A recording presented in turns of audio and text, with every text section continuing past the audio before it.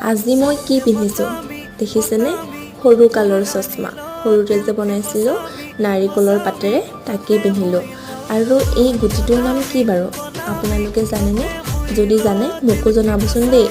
এই গুটিটো খাই বোলে লগৰ এজনীয়ে দিছিল শ্বিলঙৰ পৰা অনা, তাকে আজি ময়ো সোৱাদ ল'লোঁ।